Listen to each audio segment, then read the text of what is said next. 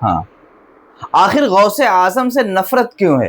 کیا اس لیے کہ وہ امام حسن کی اولاد ہیں، ان کی سیادت پہ حملہ ہے، ان کے سید ہونے پہ کلام ہے، ان کے نسب پہ طعن کیا جاتا ہے، ان کا نام نہیں لیا جاتا، ان کی کتابوں کو شمار نہیں کرایا جاتا؟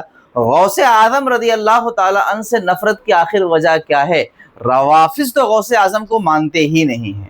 اب رہا یہ کہ بعض نیم روافظ جو ہیں وہ بھی غوث اعظم رضی اللہ تعالی عنہ کے خلاف اندر سے بہت کام کر رہے ہیں۔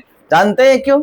بہت ساری وجوہات ہیں، اس میں ایک وجہ یہ ہے کہ اس کتاب غنیۃ الطالبین میں غوث اعظم نے روافظ کا زبردست تعاقب کیا ہے، روافظ کی فرقوں کو شمار کرایا ہے، ان کے عقائد کو بتایا ہے، صحابہ کا دفاع کیا ہے، امیر معاویہ کی شان بیان کی ہے، افضلیت سیدنا صدیق اکبر کو واضح کیا ہے۔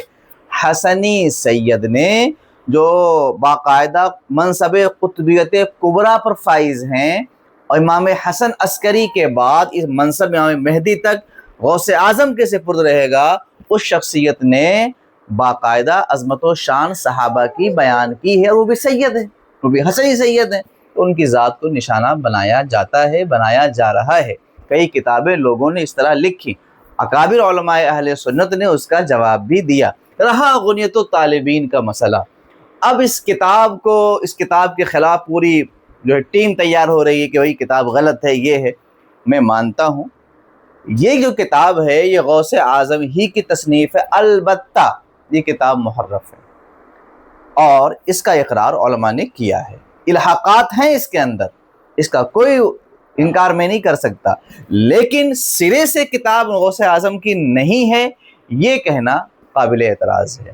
علماء اہل سنت کی ایک بہت بڑی جماعت نے غنیۃ الطالبین کو غوث اعظم کی تصنیف قبول کیا ہے۔ سنیوں کے لیے میں عرض کر دوں کہ 800 سال پہلے غوث اعظم نے روافظ کے قیدوں کو، روافظ کے جو ہے عقیدے کو، روافظ کے گروہوں کو اس کتاب کے اندر بیان کیا ہے، آپ ضرور مطالعہ کیجئے گا۔